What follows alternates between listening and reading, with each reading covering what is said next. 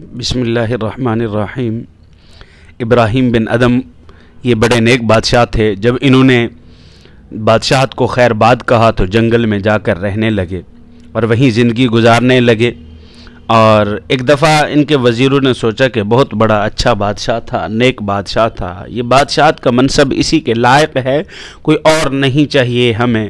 ایسا کرتے ہیں کہ ہم سب مل کر جاتے ہیں، اس کو مناتے ہیں اور اس کو کہتے ہیں کہ آپ واپس آئیں، اپنے تخت پر بیٹھیں اور وہاں بیٹھ کر بھی اللہ کی عبادت کر سکتے ہیں۔ تو یہ سارے وزراء جب چل پڑے وہاں گئے تو دیکھا کہ ابراھیم بن ادھم ایک دریا کے کنارے پر ریت پر بیٹھے ہوئے تھے اور ساتھ اپنی گٹھلی چھوٹی سی رکھ کے بیٹھے تھے۔ اور جب یہاں وزراء وہاں گئے، انہوں نے بات چیت کی تو انہی وزراء میں سے ایک کہنے لگا کہ دیکھو کتنا بدقسمت ہے کہ تخت کو، محل کو، تاج کو چھوڑ کر یہاں پڑا ہوا ہے۔ ابراھیم بن ادھم نے جب اس کی یہ بات سنی تو ابراھیم بن ادھم نے اپنی گٹھڑی کھولی اور اس گٹھڑی سے اپنی ایک سوئی نکالی اور وہ سوئی نکال کر دریا میں پھینکی۔ دریا میں پھینکنے کے بعد کہا کہ اے دریا کی مچھلیوں، میری یہاں ایک سوئی آئی ہے تمہارے گھر میں، وہ مجھے واپس کرو۔ جب انہوں نے یہ کہا تو ایک مچھلی فوراً باہر نکلی اور اس کے منہ میں ایک سونے کی سوئی تھی اور وہ لے کر سامنے حاضر ہوئی۔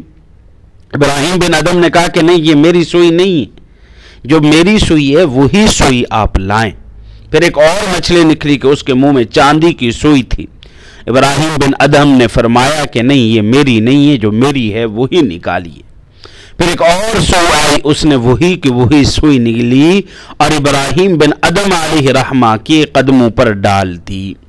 جب ایسے ہوا تو پھر ابراھیم بن ادھم ان وزراء کی طرف مخاطب ہوئے اور فرمایا کہ جب میں تخت پر بیٹھا ہوتا اور محل میں تھا تو اس وقت میرا حکم صرف آپ لوگوں پر چلتا تھا، لیکن جب میں نے اللہ کے لیے تخت کو، محل کو چھوڑ کر یہاں اللہ کی عبادت کے لیے آیا ہوں تو اب میرا حکم صرف انسانوں پر، آپ لوگوں پر نہیں، بلکہ میرا حکم سمندر اور دریاؤں میں رہنے والی مچھلیوں پر بھی چلتا ہے۔ جب انسان اللہ رب العزت کے لیے یہ سب کچھ چھوڑے گا تو اللہ رب العزت اسے دنیا میں بھی عزت دیں گے اور آخرت میں بھی عزت عطا فرمائیں گے۔